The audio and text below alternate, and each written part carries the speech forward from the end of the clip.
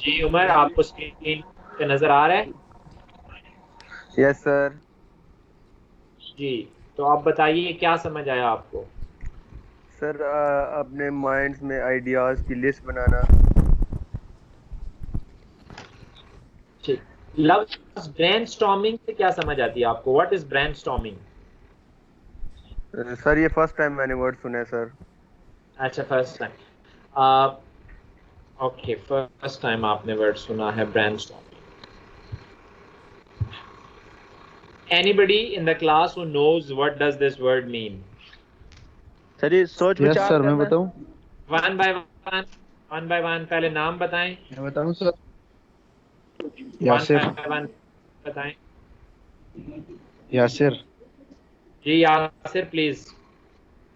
Sir, brain का मतलब है दिमाग, और स्टॉर्मिंग का मतलब है तूफान। तो दिमागी तूफान मतलब ये क्रिएटिविटी पैदा करना, दिमाग में सोच पैदा करना, टेक्निक पैदा करना लिखने के लिए। ठीक है, देखिए मैं बताऊं सर? जी जी please. Sir, brain stem storming में एक्चुअली यह होता है कि जब कभी भी हमें कोई पर्टिकुलर टॉपिक्स के बारे में लिखने को दिया जाता है तो हमारे जहन में उस पर्टिकुलर टॉपिक्स के बारे में एट अ टाइम बहुत सारे पॉइंट जहन में आते हैं, तूफान की तरह एट अ टाइम। तो हम उनको सही अंदाज में लिखने के बजाय उन पॉइंट्स को जॉट डाउन करते हैं इंडिविजुअली, फिर फर्दर उनको हम ऑर्गेनाइज करके डिटेल में लिखते हैं। बहुत ही अच्छा अच्छा पॉइंट है आपका। You got it fine, it's there, very much there. Okay, so जी, somebody wants to add something या मैं एक्सप्लेन करूं उसको? मैं जी, किसी ने बात करनी है ब्रेनस्टॉर्मिंग के ऊपर? चले मैं बता देता हूँ। सर देखिए, सर आप बता दें। आपने आपने बिल्कुल ठीक कहा। ब्रेनस्टॉर्मिंग जो यही है। Brainstorming is basically to activate your previous knowledge about that particular subject. Activating your previous knowledge about that particular subject.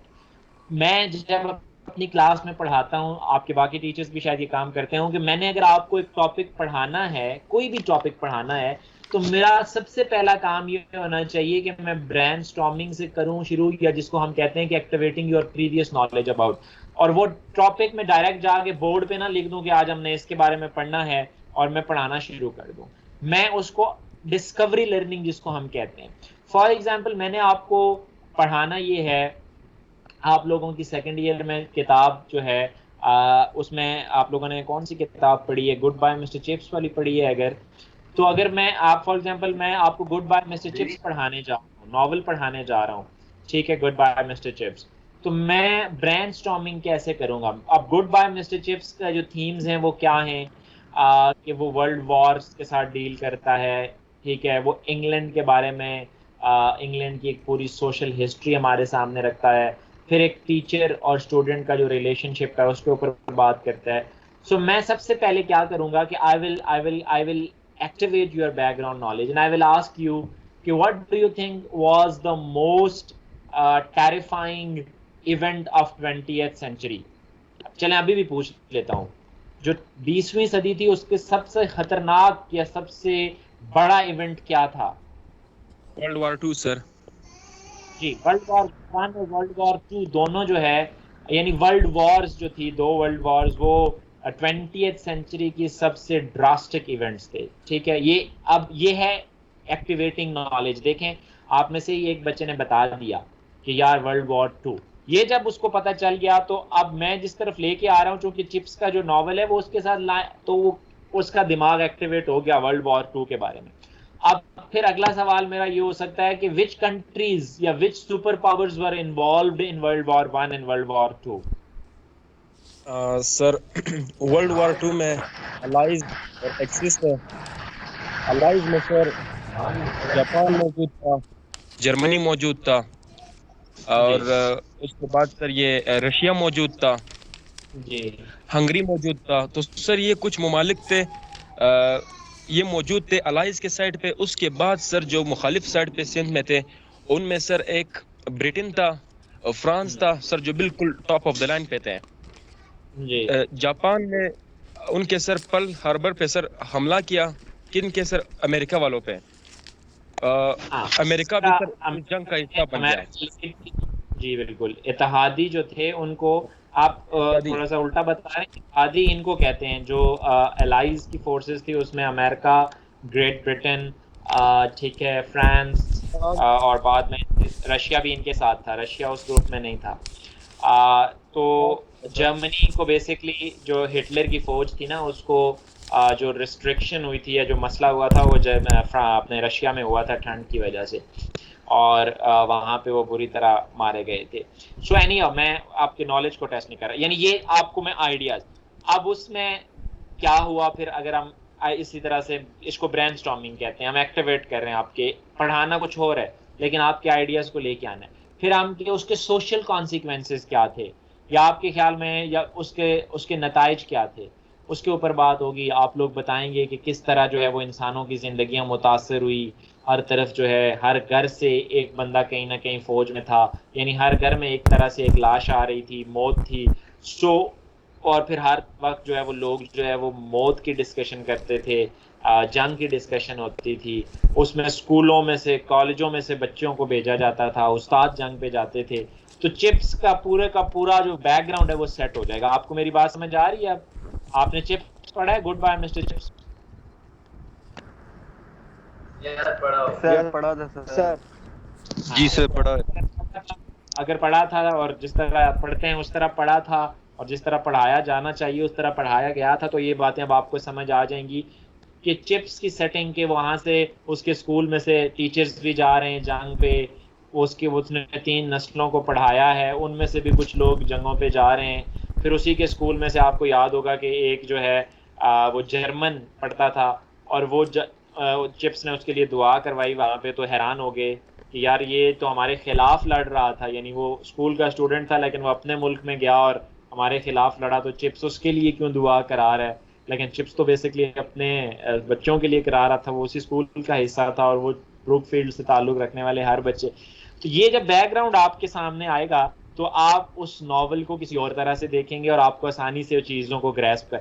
जबकि मैं डायरेक्ट शुरू कर दूं गुड बाय मिस्टर चिप्स के पहले नॉवल के पहले पेज से, और हो सकता है आपके बहुत सारे स्कूलों कॉलेजों में इसी तरह शुरू हुआ हो, तो जब वो उस तरह शुरू होगा तो आप ये वाला उसका एस्पेक्ट कभी भी नहीं देख सकते, क्योंकि आपसे तो पूछा ही नहीं गया, आपके आइडियाज को तो ट्रिगर किया ही नहीं गया, ब्रेनस्टॉर्म ही नहीं किया गया कि ये क्या चीज है। ये फर्क समझ आ रहा है आपको?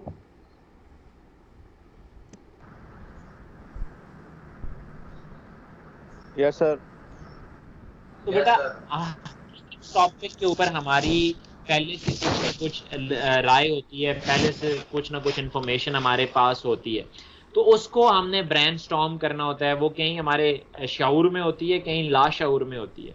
तो उसको निकालना, उसको डिग आउट करना, उसके ऊपर जरा सोचना, इसको ब्रेनस्टॉर्मिंग कहते हैं। आप में से अगर कोई फ्यूचर में टीचर बनेगा या वो इस तरफ आना चाहे तो ये याद रखिएगा, या आप किसी भी चीज बंदे को कोई भी चीज समझाना चाहते हैं, कोई भी चीज पढ़ाना चाहते हैं, तो हमेशा सवाल से शुरू करें, यानी उससे रिलेटेड कोई भी चीज उससे पूछें, जिस आप उसको आहिस्ता आहिस्ता उस तरफ लेके आए, ठीक है? तो इसी तरह आपको जब ऐसे या कोई भी राइटिंग असाइनमेंट दी जाएगी तो आपने उससे के बारे में खुद से पूछना है कि मुझे इसके बारे में कितना पता है, मुझे इसके बारे में कहाँ से पता चला, इसके बारे में मेरी अपनी राय क्या है, इसके बारे में मैंने लोगों से क्या राय सुनी है। तो ये सारी की सारी चीज़ें आपने बैठना है, सोचना है, और फिर उस खाली सफ़े पे लिस्ट बना लेनी है, यानी 1.1, 0.2, 0.3, 0.4। जिस तरह हम मैथमेटिक्स में रफ वर्क करते हैं ना, रफ वर्क यानी हम डायरेक्ट अपने आंसर या जो ओरिजिनल आंसर है उसकी तरफ नहीं आते, हम एक रफ वर्क करते हैं, हम फॉर्मूलाज लगाते हैं कि यार ये इस तरह से हो रहा है या नहीं हो रहा। उसी तरह से आपने अपने जहन में पड़े हुए आइडियाज़ को निकालना है, उन्हें लिस्ट में तरतीब देना है, फिर उस लिस्ट को अरेंज करना है। अच्छा, इसमें से पहले ये बात होनी चाहिए, ताकि वो एक के बाद दूसरा, दूसरे के बाद तीसरा आइडिया एक दूसरे को सपोर्ट भी करते चलें। यानी रैंडम आइडियाज ना हो कि एक आपने सुबह की बात जो है वो रात के टाइम कर दी और रात की बात सुबह के टाइम कर दी।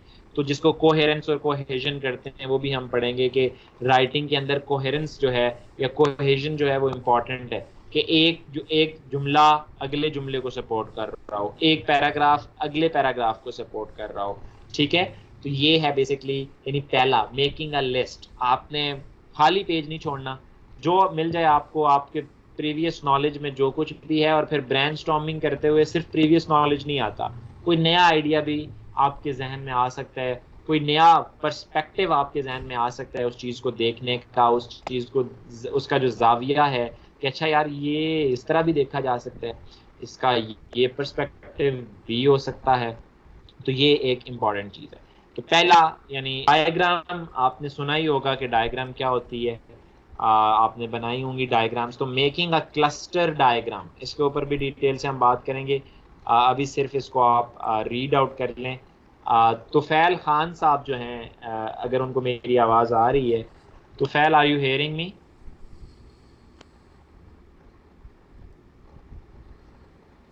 Yes, sir. जी Tufail Khan, kindly read this,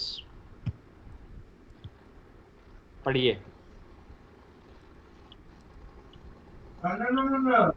Sir, screen share नहीं हो रहा है. Making a cluster diagram. Making a cluster diagram is really just another kind of list, but one that develop into a little clusters of like-minded ideas. If you are is one of those brains that works best visually, a cluster diagram might be a user-friendly way to start writing. देखें, ये भी list है, ये भी list बनाना है, ठीक है list. लेकिन कुछ लोग होते हैं कि उनको विजुअल्स पसंद होते हैं, वो वर्ड्स के बजाय विजुअल्स को ज़्यादा पसंद करते हैं। विजुअल इमेजेस कहते हैं जिनको आप, पिक्चर्स कहते हैं जिनको आप, या वो किसी भी चीज़ का एक नक्शा बना लेते हैं पहले। अब देखिए, जब कोई बंदा घर बनाता है, जब कोई बंदा किसी लोकेशन पे जाना चाह रहा हो, तो वो लिख भी तो सकता है ना कि आपने यहाँ से दाएं मुड़ना है, यहाँ से बाएं मुड़ना है, फिर यहाँ से राइट मुड़ना है, यहाँ से आप एक गली आएगी उससे राइट मुड़ेंगे दाएं। उसके बजाय कुछ लोग इस तरह बता रहे होते हैं, कुछ लिख रहे होते हैं, कुछ लोग आपको फौरन एक पेंसिल निकालेंगे और उस पर एक लाइन लगाएंगे, फिर दूसरी लाइन लगाएंगे और आपको इस तरह से समझा देंगे। तो वो भी बेसिकली पर्पस दोनों का सेम है। लेकिन उनमें से कुछ लोगों को मैप ज़्यादा अच्छी तरह समझ आता है, कुछ लोगों को ऑडियो यानी उनको जो बता दिया जाए वो अच्छी तरह समझ आ जाता है, कुछ लोगों को इमेजेस विजुअल्स अच्छी तरह समझ आ जाते हैं, कुछ लोगों को जो है वो लिखा हुआ बेहतर समझ आता है। तो ये हम सारे के सारे इंसान जो हैं उनके दिमाग चूंकि अलग हैं और डिफरेंट अंदाज से काम करते हैं। तो अगर आपका दिमाग ऐसा है जिसको डायग्राम या पिक्चर्स या इमेज पसंद है, तो वो ये कर सकता है कि वो इन्हीं आइडियाज़ को क्लस्टर डायग्राम की सूरत में, यानी लाइक माइंडेड आइडियाज़ जो एक से मिलते हुए आइडियाज़ हैं, उन्हें डायग्राम की सूरत में उस ब्लैंक पेज पे, उस रफ अमल में ब्लैंक पेज उसको शामिल। ये तो फैल, आप अपना माइक म्यूट करें प्लीज।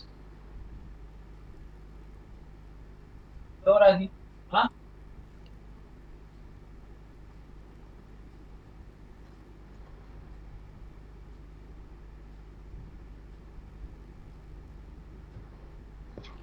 ठीक है जी।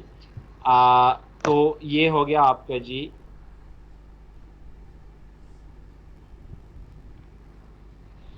Making a cluster diagram. इसके ऊपर मैं अलहदा से भी मैंने स्लाइड्स बनाई हैं, वो बताता हूँ कि वो तरीका क्या है। अभी हम, ये दूसरा टॉपिक हो गया। फिर रिसर्चिंग और इंडिपेंडेंट इन्वेस्टिगेशन, ठीक है, ये हमारा तीसरा पॉइंट है, रिसर्चिंग और independent investigation. Faisal, kindly read this for us.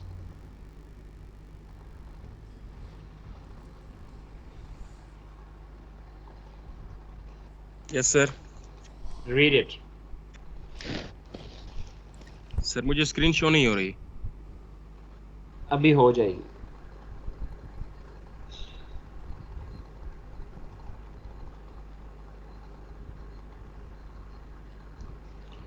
अब हो रही है?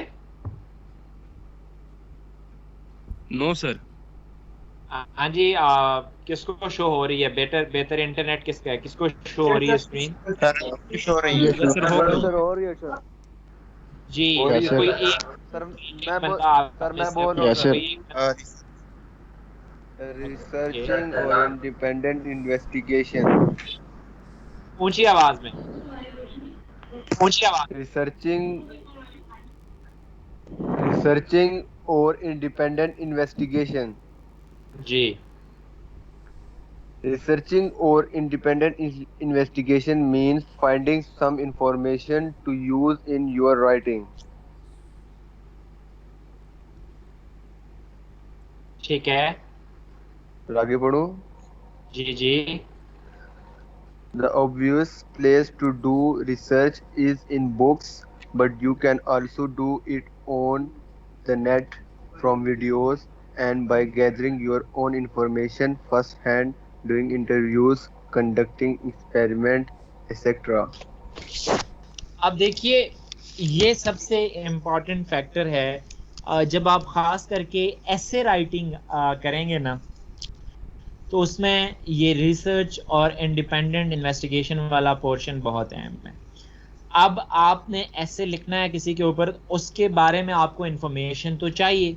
इंफॉर्मेशन लेना जो है वो आप किसी भी, यानी facts and figures, for example population growth in Pakistan या effects of population growth in Pakistan, तो इसके बारे में आपको कुछ नंबर्स चाहिए। आपको ये पता होना चाहिए कि 1998 के सेंसस में पाकिस्तान की पॉपुलेशन क्या थी, आखिरी दफ़ा पाकिस्तान की पॉपुलेशन जो उसका सेंसस मरदमशुमारी कब हुई, ठीक है, पाकिस्तान का रकबा कितना है, उसमें आबादी का तनासुब कितना होना चाहिए, मर्द कितने हैं, औरतें कितनी हैं, बच्चे कितने हैं, बूढ़े कितने हैं। तो ये सारे की सारी इंफॉर्मेशन आपको रिसर्च से मिलेगी। रिसर्च यानी रिसर्च का मतलब ही यही है कि यू लुक फॉर, जो चीज़ें ऑलरेडी मौजूद होती हैं आप उनको इस्तेमाल करते हैं। तो आप उनको, उन चीज़ों को, फैक्ट्स एंड फिगर्स को लेते हैं और फिर आप उनको अपने वर्ड्स में उनको एनालाइज करते हैं। तो जो चीज़ आप कॉपी कर रहे हैं, यानी आप ले रहे हैं इंफॉर्मेशन, वो तो आपका काम ही नहीं है। हम करते क्या है कि हम एक मजमून है उसमें पूरे का पूरा वो सारा कुछ याद करके छाप देते हैं, और उसमें क्रिएटिविटी तो होती नहीं है। ये तो सारी की सारी इंफॉर्मेशन होती है जो आप हम तक पास कर रहे हैं। इंफॉर्मेशन आप ज़रूर बुक से लें, इंटरनेट से लें, जहाँ से लें, उस इंफॉर्मेशन को एनालाइज आपने खुद करना होता है, ठीक है। और ये तीसरा तरीका है, यानी आप अपने पेज पे अगर आपको कोई काम दिया गया है कि आप ये असाइनमेंट बनाएं, तो अब आपने करना क्या है, आप इंटरनेट पे जा, आजकल तो आप में से हर कोई जो उसको छोटा सा काम दिया जाए, किसी वर्ड का मीनिंग दिया जाए, तब भी वो गूगल पे फ़ौरन पहुंच जाता है बगैर उसको खुद। तो याद रखिए कि ब्रेनस्टॉर्मिंग पहला अमल है, ठीक है। वो आपके अपने दिमाग से पहले उस सवाल का जवाब ढूंढना ज़रूरी है। हमें क्या होता है आजकल, मोबाइल ने और जो हमारा गूगल है उसने एक जो कर दिया है काम, वो ये कर दिया है कि कोई भी वर्ड आपके जहन में आता है, आपसे पूछा जाता है यार इसका मीनिंग बताओ, आप अपने दिमाग को टेस्ट करने के बजाय फ़ौरन जो है वो गूगल पे चले जाते हैं या डिक्शनरी पे चले जाते हैं। तो ये काम नहीं करना, ये बात की स्टेज है। पहले आपने खुद से उसको गैस करना है, खुद से एनालाइज करना है, ब्रेनस्टॉर्म करना है। किसी भी चीज़ के बारे में आपसे पूछा जाता है कि यार ये क्या है, आपके ख्याल में इसका जवाब क्या है, एमसीक्यूज है, जनरल नॉलेज है, इस्लामियात है, कोई भी है, इंग्लिश है, तो सबसे पहले आपका जवाब गलत हो तब भी कोई ऐसी बुरी बात नहीं है। आप सबसे पहले ब्रेनस्टॉर्म करते हैं, अपने दिमाग से उसका जवाब देने की कोशिश करते हैं। अगर आपको नहीं मिलता उसके बाद आप रिसर्च कर सकते हैं, आप इंडिपेंडेंट इन्वेस्टिगेशन कर सकते हैं। तो फैसल जो बता रहे थे कि उन्होंने मजमून लिखा, तो उन्होंने बेसिकली इस तरीके को फॉलो किया। उनके सामने एक टॉपिक था, लेकिन उनको समझ नहीं आ रही थी कि उस टॉपिक को उन्होंने किस तरह से जो है वो लिखना है, उसको एक ऐसे फॉर्म में कैसे लेके आना है।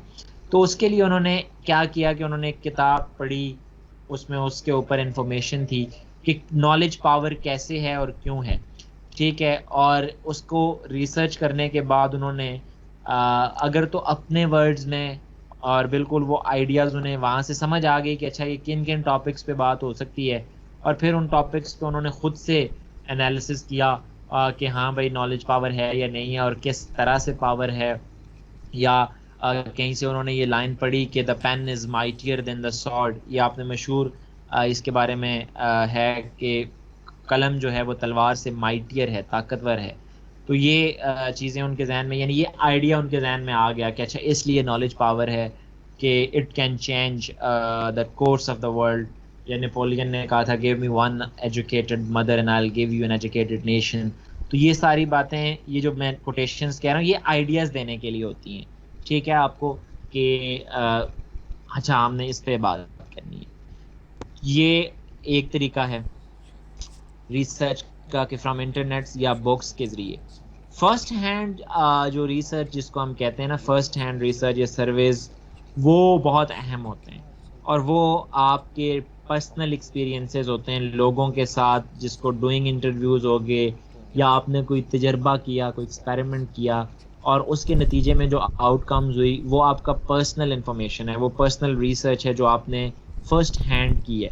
फॉर एग्जांपल आज आप अगर ये जानना चाहते हैं कि क्या पाकिस्तान के लोग जो हैं वो इस हुकूमत से मुतमईन हैं या खुश हैं, या आप ये जानना चाहते हैं कि क्या इस करप्शन पाकिस्तान बिगेस्ट इशू, ये पाकिस्तान का बड़ा मसला है या नहीं है, या what is Pakistan biggest issue, आप अगर इस तरह का आपको टॉपिक दिया जाता है तो आप इंटरनेट से उठाएंगे, फलाना उठाएंगे, हर जगह सबसे बेहतर या सबसे जिसको दुनिया में रिलायबल रिसर्च समझा जाता है वो यही है कि आप अपने मोहल्ले में निकलेंगे, क्वेश्चंस बनाएंगे, परफॉर्मर्स बनाएंगे, जो आपके थीसिस करते हैं लोग, सर्वे इसी तरह होता है।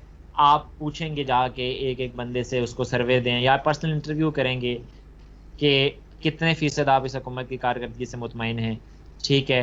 आप फॉर एग्जांपल 1000 बंदे का इंटरव्यू करते हैं तो आप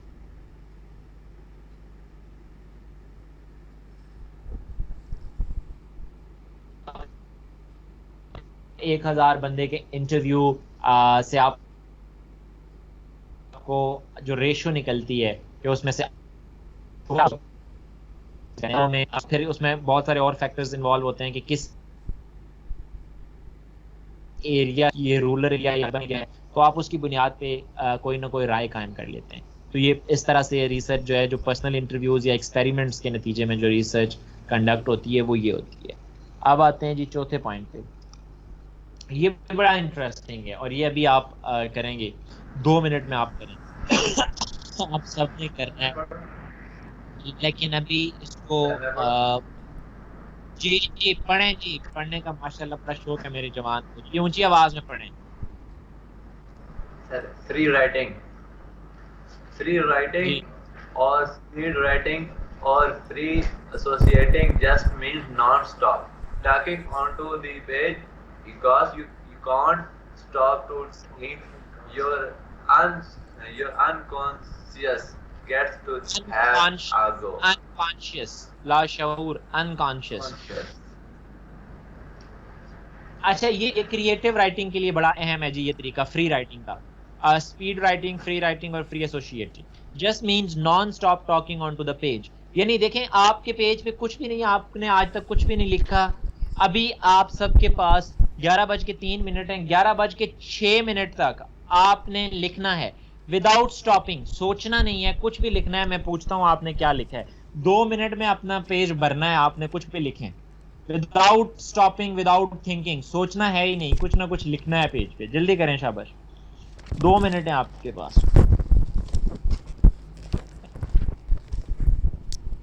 सोचना बिल्कुल नहीं है, रुकना बिल्कुल नहीं है, बगैर सोचे लिखना है।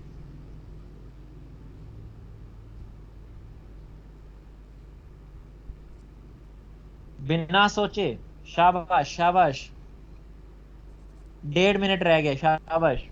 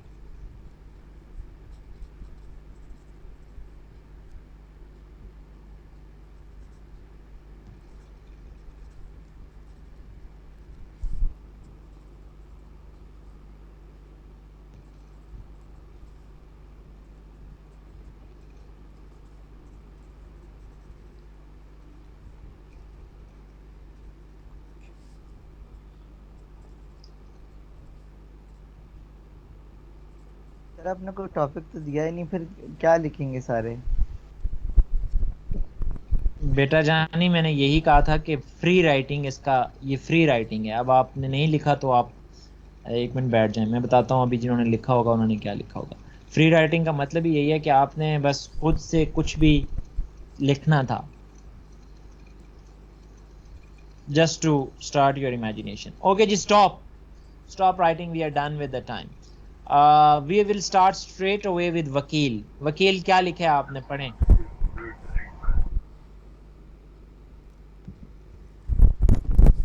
सर मैंने तो बिल्कुल ही जो करंट सिचुएशन है वो लिखी है कि वेदर इज जस्ट। देखिए बताएं बस, आपने बिना सोचे जो लिखा है वो बोल पढ़ें जरा। Okay sir. Weather is just fine outside and I am attending lecture. The classmates are enjoying from their home, sitting on their couches, chairs or bed, etc. The teacher just told us about to write an assignment on free writing. What is free writing? बस यहाँ तक लिखा है। Excellent. तो ये आपने बिना सोचे लिखा है? यस सर, बस जितना जो समझ में अभी आ रहा था करंट सिचुएशन वो मैंने लिख दी। नहीं, आपने रोका नहीं ना अपना कलम, आप लिखते गए, या आपने बीच में रुक के सोचते कि अब अगला जुमला क्या होना चाहिए? नहीं, बस सर जो करंट जो भी समझ में आ रहा था वो मैं लिखता गया। ये देखें, आपने 5-6 लाइनें लिख ली और इसमें काफी कोहेरेंस और कोहेजन भी है। आपने सोचे बिना भी एक तरह से रब्त उसमें आपने वेदर इज क्वाइट फाइन, आपने उसके बाद अगले से एक जुमला दूसरे को सपोर्ट कर रहा है। The teacher told us to write writing, free writing, ठीक है। तो ये एक फ्री राइटिंग में भी आपने एक तरह से आपकी इमेजिनेशन एक्टिवेट हुई है और आपने कुछ ना कुछ लिख लिया और बहुत अच्छा लिखा है। Very good job. Afaq Hussain, आपने क्या लिखा है?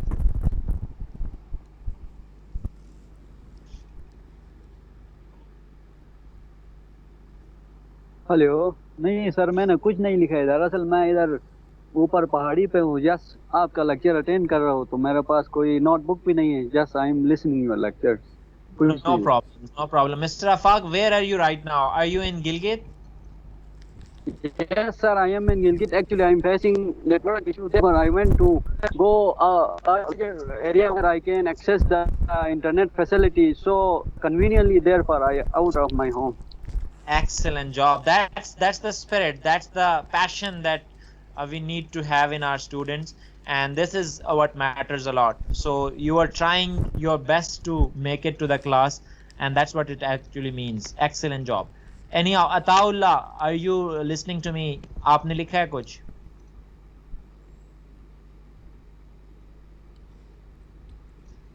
I think अता मेरी बात नहीं सुन रहे। बिलाल मकबूल,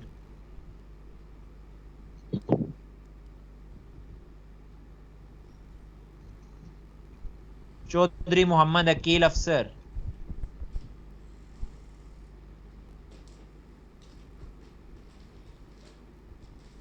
अच्छा बहुत सारे लोग मेरा ख्याल है हाजिरी लगवा के जो है वो चले जाते हैं कि उसके बाद।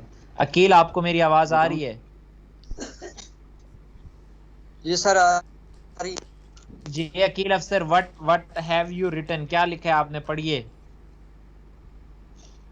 सर मेरे जहन में बहुत सारी बातें आ रही थी, लेकिन उनमें से मैं कल जो है इत्तेफाक पे बरकत एक कहानी अपने पास से सोच रहा था जी। उसी के बारे में मैंने थोड़ा लिखा है, लेकिन वो लिखा भी मैंने उर्दू में है।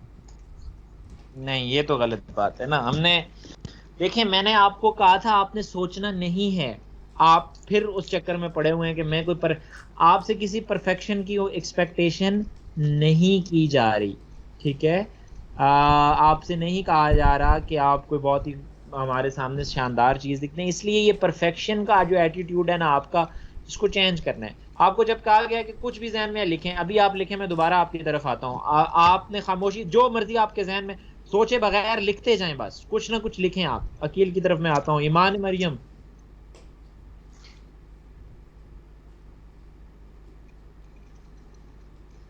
ईमान, are you there?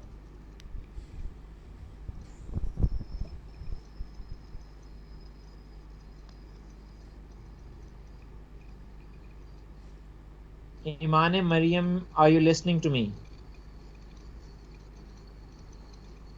She is not. Faisal Shah, yes sir.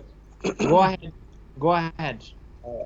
Yes sir. Sir मैंने सिमिली और मेटाफर के बारे में लिखा है कि सिमिली इज अ वर्ड और phrase that means that is ये वो सर कंपेयर करते हैं दो चीजों को एक चीज के दूसरी चीज पर जो मतलब. आपने लिखा है वो पढ़ें, जो लिखा है वो पढ़ें, एक्सप्लेनेशन नहीं मांग रहा, जो लिखा है वो पढ़ें. Okay sir. Okay sir. Simile is a word or phrase that is used for the comparison of one thing or other thing or another thing. For example, he is has beautiful, has fairy. He is has fast, has car. ये sir मैंने अभी simile के बारे में लिखा है. उसके बाद मैंने मेटाफर लिखा है कि metaphor is a word metaphor is a word which show direct comparison over other, that one thing is an other, like he has the roar of lion, has the beauty of moon. ये sir मैंने लिखा है. अच्छा ठीक है, very good. Again it's good that you have written something. अच्छा एक तो ये एज है, हैज नहीं है, ठीक है, इसको प्रोनाउंस करते हुए एज, हैज और एज में फर्क है, ठीक है. और simile is definitely the indirect comparison, as I will say that Mr. Faisal is as intelligent as any other person. Yeah, he is as smart as Newton. ठीक है. Yeah, she is as brilliant as Malala. और जब आप direct comparison कहते हैं तो उसमें आप कह सकते हैं Mr. Faisal is the Einstein of H8. So this is called the metaphoric expression. Yeah, direct comparison. Anyhow. Ataullah, are you there? अब आप मेरी बात सुन रहे हैं? अच्छा चलें, और कोई बंदा जिसने अपनी फ्री राइटिंग शेयर करनी हो, वो खुद से शेयर करना चाह रहा हो. सर मैंने करनी है. हाथ खड़ा करें, हाथ में नीचे आता हूँ, देखता हूँ कौन कौन है हाथ खड़ा किसने. जी फारूक अफजल हरी, आप जल्दी से फारूक.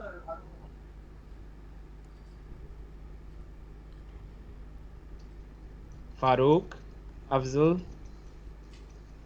हाथ वैसे ही खड़ा है. गुलाम हसाम, हमजा वजीर. ओके गुलाम, जल्दी से पढ़ें हम. गुलाम. Pakistan has thousands of issues nowadays like corruption, injustice, inequality. We should solve all of these by a good strategy. We should solve all of these to make our beloved country for a good progress. Good. ये आपने बिना सोचे लिखा है? Yes sir, current affairs पे जो अभी चल रहा तो. ठीक है, वेरी गुड, शाबाश. हमजा वजीर.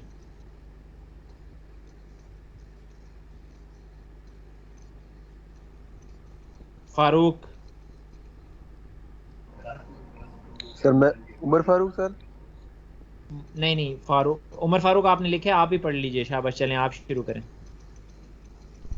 Sir, drinking alcohol is very dangerous for health. It kills human brain and make us hard to understand things in life.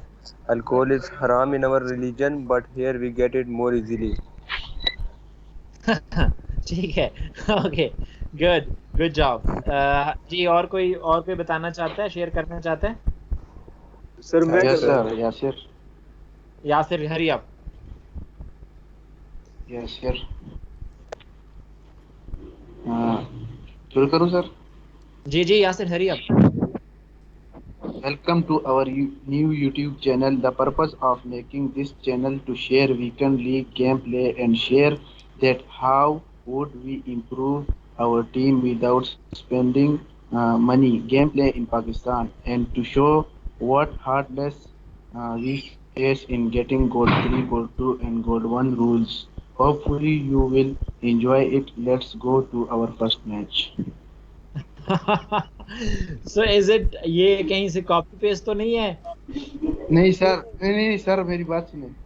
हाँ सर, ये मेरा YouTube चैनल है sir.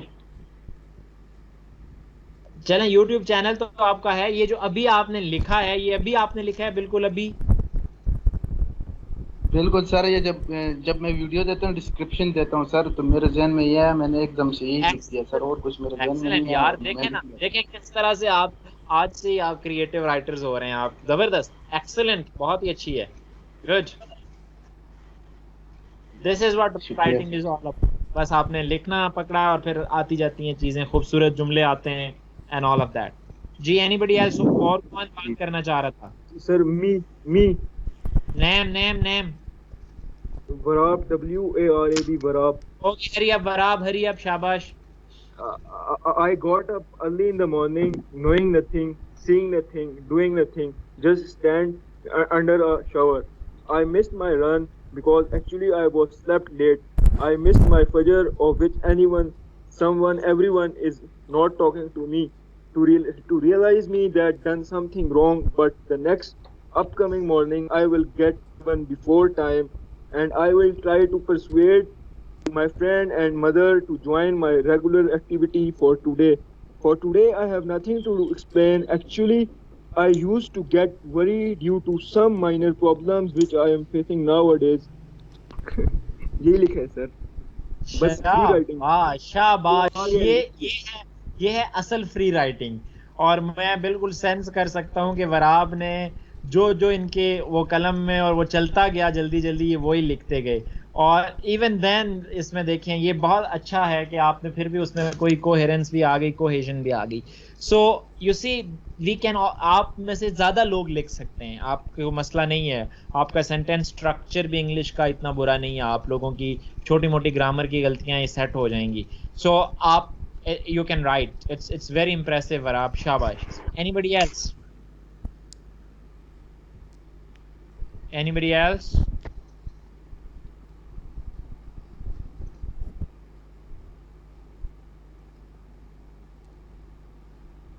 Okay, Iman Maryam, are you there right now?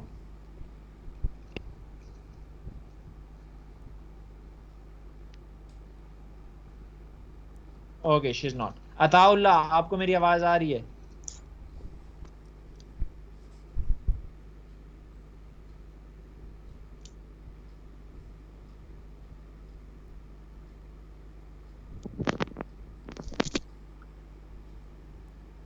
Ataullah,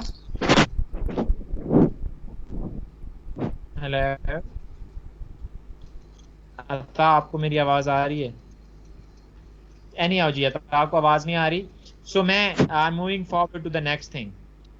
free writing हमने देख ली, अब मैं आपको बताता हूँ आगे। सर जी सर, मैंने थोड़ा बहुत लिखा है। कौन है जी, नाम बताएं। अकील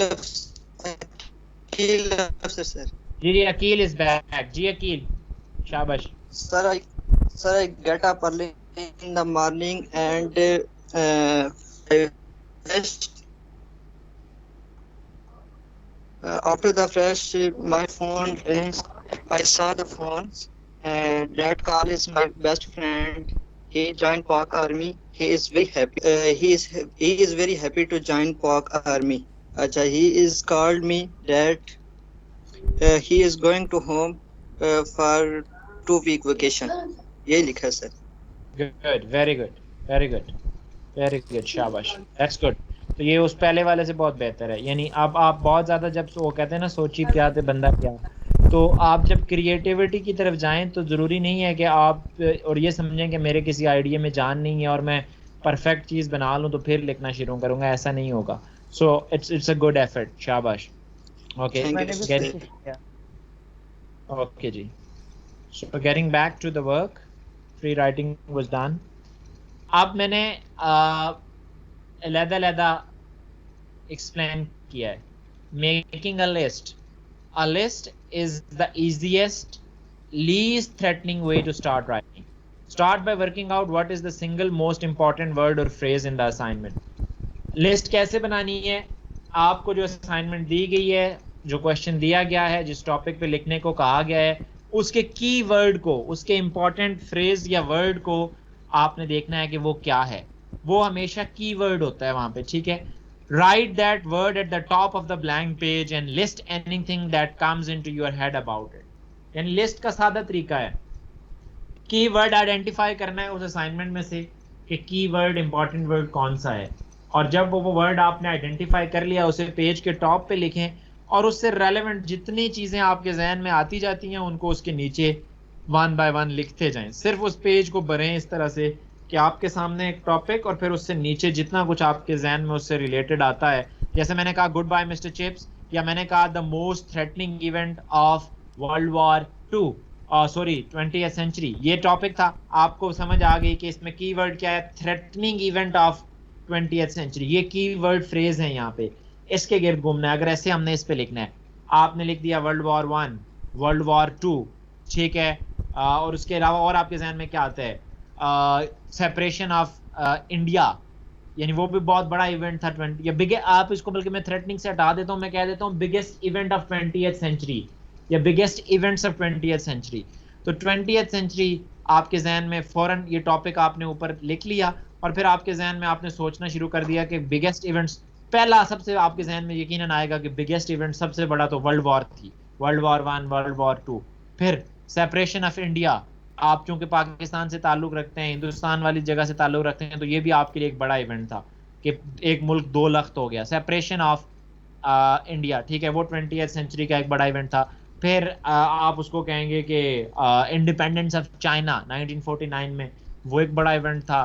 फिर द डाउनफॉल ऑफ खिलाफत उस्मानिया 1921-22 में, वो एक बड़ा इवेंट था। फिर आप कह सकते हैं कि the fall of USSR, Soviet union का टूटना 80s में, वो एक बड़ा इशू था। सो ये आपके सामने बड़े बड़े आपके सामने, फिर आप कह सकते हैं invention of computer, invention of mobile phone, invention of telephone, ये बड़े बड़े इवेंट्स थे। इंटरनेट, ठीक है, और ये सारी चीज़ें जिन्होंने दुनिया को जो है वो बदल के रख दिया। सो ये इस तरह से आपका एक पेज भर गया। अब आपके सामने अब इस लिस्ट, ये सारी लिस्ट बन गई। अब इस लिस्ट को फिर आपने ऑर्गेनाइज करना है तरीके के साथ, और वो आपका एक ऐसे बन जाएगा। ये बात समझ आई आपको? जी सर। ठीक है, यस सर। और फिर आगे मेकिंग अ क्लास। जी जी, पूछिए पूछिए। सर आपने बीए में द पर्ल नावल पढ़ा है सर? जी जी, पुराना जो से बीए था सर। जी जी सर, उसके बारे में जरा आखिर में थोड़ा बताइएगा। बात an oyster and the pearl की बात कर रहे हैं, क्या कह रहे हैं? An oyster and the pearl जो ऐसे है या नॉवल है, उसकी अपना प्ले है या ऐसे नॉवल है, उसकी बात कर रहे हैं? नावल, वो प्ले है नावल है जिसमें वो ओल्ड पुअर फिशरमैन होता है sir.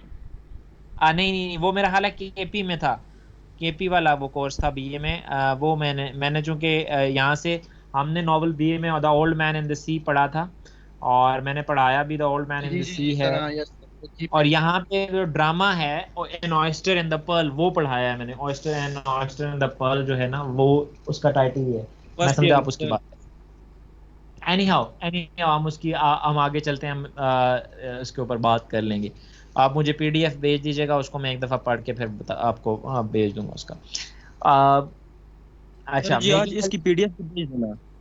Making a cluster diagram, ये भी ऐसे मैंने पहले भी कहा कि ये लिस्ट होती है, क्लस्टर डायग्राम भी लिस्ट ही है जिस तरह से हमने ऊपर। तो another way of making a list is to do it in the form of a cluster diagram.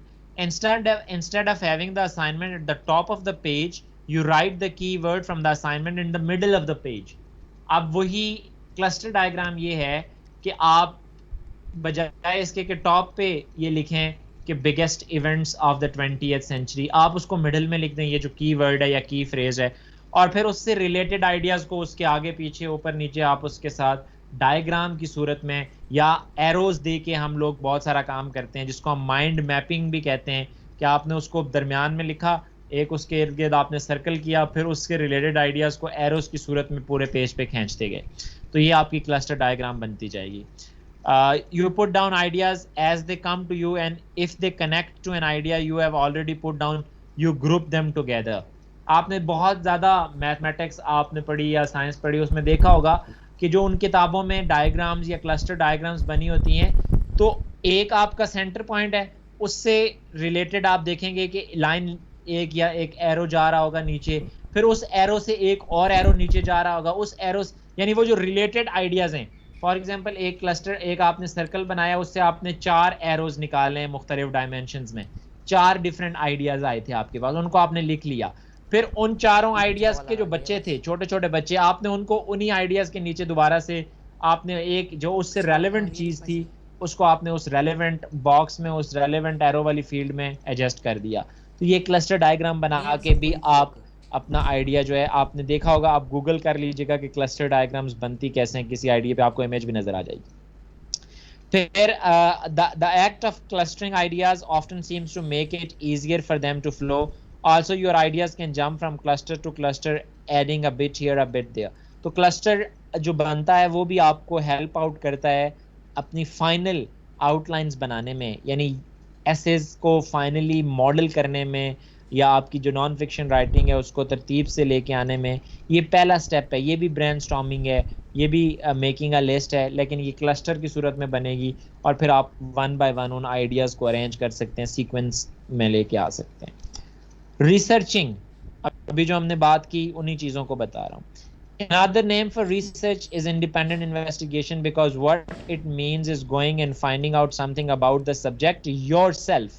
ये बहुत अहम है कि कोई भी टॉपिक, कोई भी इशू जो है उसके बारे में इंफॉर्मेशन आपने खुद हासिल करनी है, इसलिए इसको इंडिपेंडेंट इन्वेस्टिगेशन कहते हैं।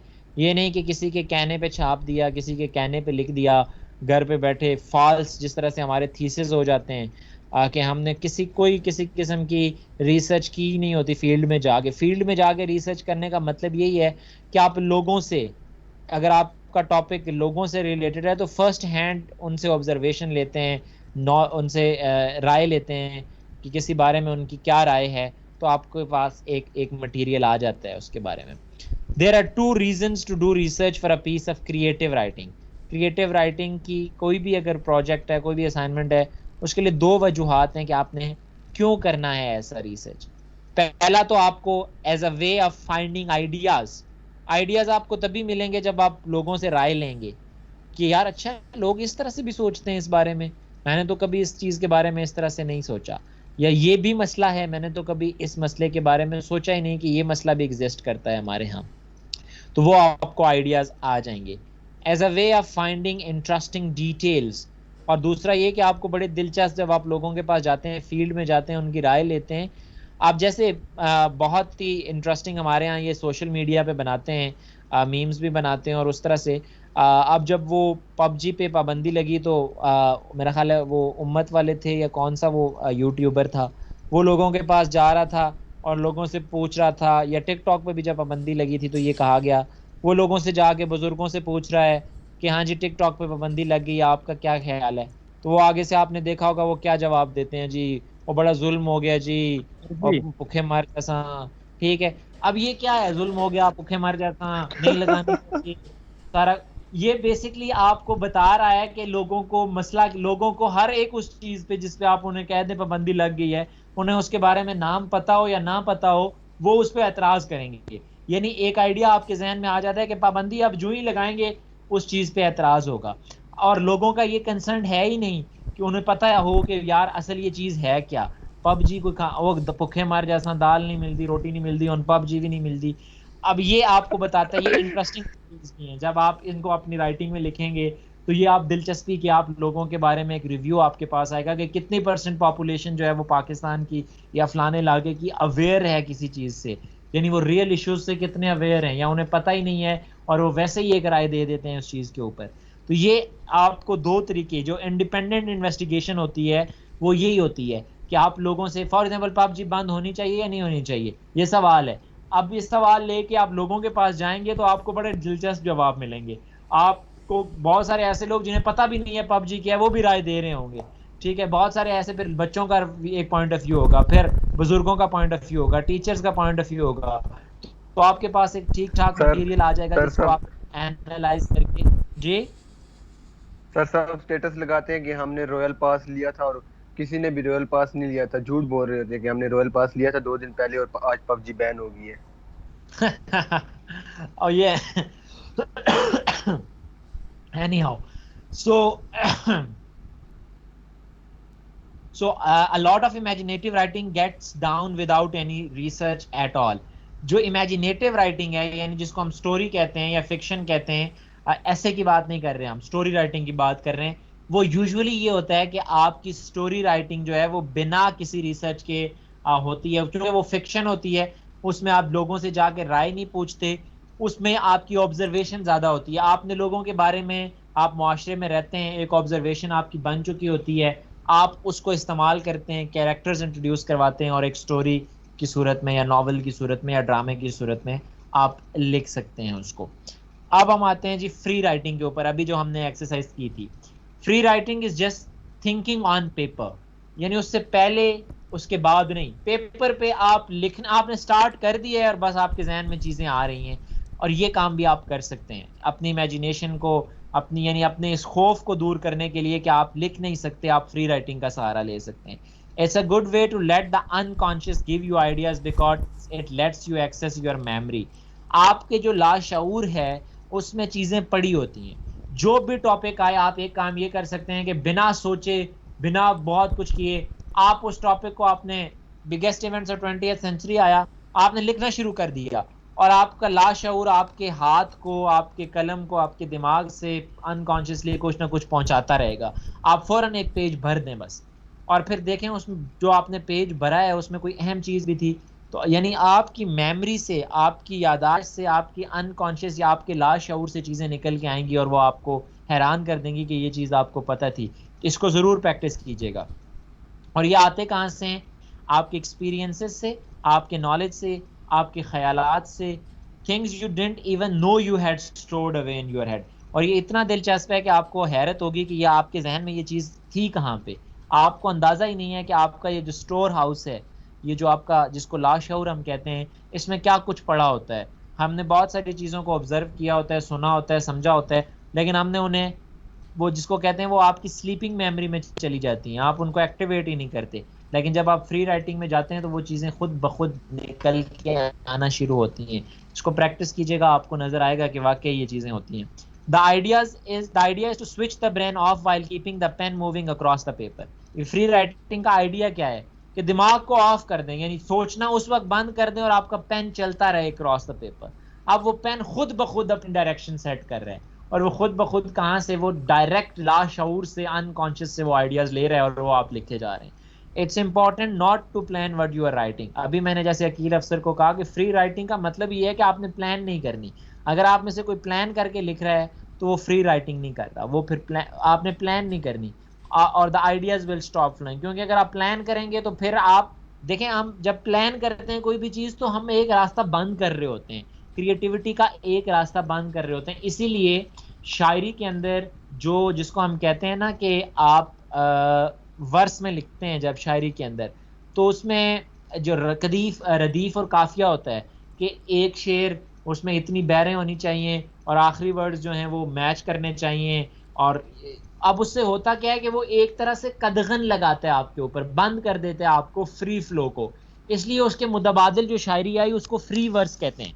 फ्री वर्स ऐसी राइटिंग होती है जिसमें आपको बाउंड नहीं किया जाता कि आप राइम करें, ठीक है, आपको राइमिंग करने के लिए नहीं कहा जाता कि आपने लाजमी जो है वो रदीफ और काफिया मिलाना है। वो कहते हैं उससे ये होता है कि आप बंदिश नहीं होती आपके ऊपर और आइडियाज़ ओरिजिनल होते हैं। जबकि बहुत सारे शायर क्या करते हैं कि वो बस रदीफ और काफिया किसी का उठाते हैं और उसमें अपनी शायरी, वसी शाह जैसे लोग उसमें अपनी शायरी फिट कर देते हैं, अपने लफ्ज़ फिट कर देते हैं और शायर बन जाते हैं और उनके पास आइडिया होता ही कोई नहीं है। यानी रदीफ और काफिए, बहुत सारे लोगों का ख्याल है कि ये लगाने से आपकी जो ओरिजिनलिटी है या जो आपकी राइटिंग का फ़्लो है, आइडियाज़ का फ़्लो है, वो रुक जाता है, क्योंकि आप इस कोशिश में होते हैं कि वो वर्ड्स लेके आएँ जो आपके एंड में जाके वो मैच कर जाएं। ठीक है, जैसे गालिब ने कहा कि डबोया मुझको होने ने, न होता मैं तो क्या होता। ठीक है, मुद्दत हुई मर गया गालिब मगर अब भी याद आता है, वो हर एक बात पे कहना कि यूं होता तो क्या होता। तो ये होता वाली जो उसकी रदीफ काफिया है। अब अगर जब गालिब ने पहला शेर लिख दिया कि मुद्दत हुई मर गया गालिब मगर अब भी याद आता है, वो हर एक बात पे कहना कि यूं होता तो क्या होता, तो यूं होता तो क्या होता, अब आगे भी फिर वो क्या होता वाला जो चीज़ है वो उसके साथ चलेगी। और उसने फिर आगे लिखा डबोया मुझको होने ने, न होता मैं तो क्या होता। अब ये जो क्या होता है, ये एक तरह से आपको बाउंड कर रहा है कि आपने इसको जहन में रखना है और इसी के गिर्द आपकी शायरी, तो वो कहीं आपकी जो क्रिएटिव एनर्जी है शायद वो इससे मुतासिर हो जाए। जबकि फ्री वर्ड्स में क्या होता है कि आप बिल्कुल आपके जहन में बिल्कुल जो फ्रेश आइडिया आ रहा है आप लिखे जा रहे हैं, और वर्ड्स या उसका जो पैरामीटर है या उसकी जो बैर है या रदीफ काफिया, ये जो चीज़ें हैं ये आपको रोक नहीं रही। तो ये फ़र्क होता है फ्री राइटिंग में और प्लान राइटिंग में। चूँकि प्लान राइटिंग जो है वो आपको आपने उस तरफ लेके जानी होती है, फ्री राइटिंग आपको जिस तरफ लेके खुद चली जाए, और उसमें ज़्यादा ओरिजिनलिटी का चांस होता है। जी सर, ये पोइट्री जो होती है सर, ये प्लान राइटिंग होती है या फ्री राइटिंग होती है? ये डिपेंड करता है। ये बहुत खूबसूरत सवाल है कि पोइट्री, मैं वही कह रहा हूँ कि अब मॉडर्न ये थॉट यही है, जो फ्री वर्स का ब्लैंक वर्स का जो कॉन्सेप्ट आया वो यही है कि भाई राइटिंग और शायरी तो है ही दिल की आवाज़। वर्ड्सवर्थ ने कहा था कि poetry is the spontaneous flow of powerful feelings. वो कहता था कि ये तो है ही स्पॉन्टेनियस ओवरफ्लो, यानी स्पॉन्टेनियस ओवरफ्लो का मतलब है फ्री। आपके अंदर से कोई गुब्बारा उठा और आपने उसको लिख दिया, बस सोचा नहीं कि ये क्या है क्या नहीं है। लेकिन आप अगर उसे प्लान, जिसको वही भी कहते हैं, नाजिल होना भी कहते हैं, रेवलेशन भी कहते हैं, कि वो उतरती है बस आपके और आप उसको लिख देते हैं। आपके अंदर एक चीज़ उमड़ के आती है, आप उसको कलम पे लिख देते हैं।